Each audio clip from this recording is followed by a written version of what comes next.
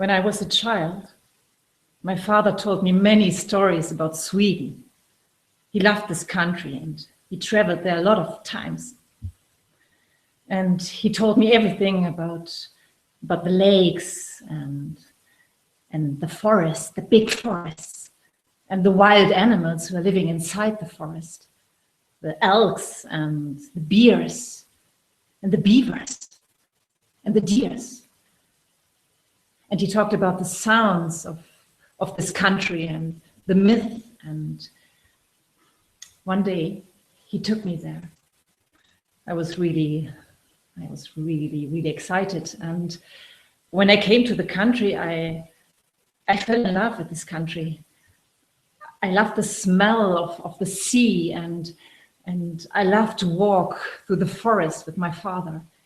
He took me everywhere, and one day we came to this huge glade, and there were some soldiers sitting, and they were drinking and eating, and they made this strange music I never heard before in my life.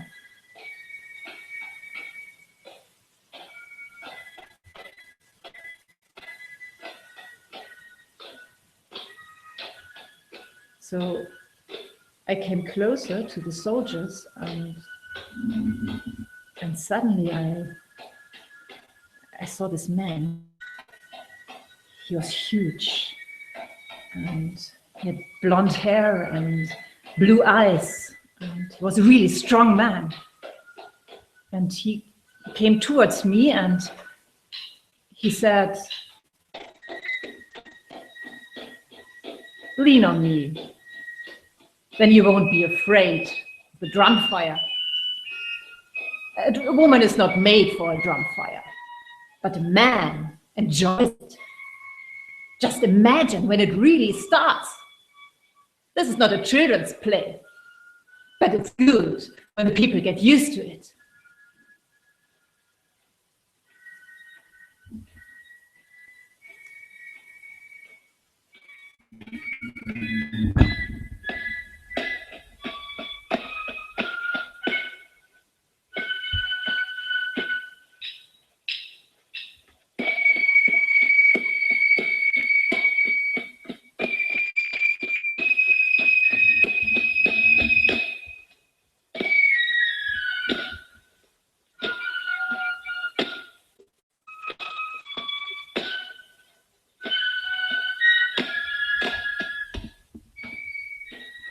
It takes a war to restore order. Peace, that's just a mess. The human race runs wild. Everyone eats what he feels like. A hunk of cheese on top of his nice white bread and a slice of fat on top of the cheese. How many young men and good horses in that town there?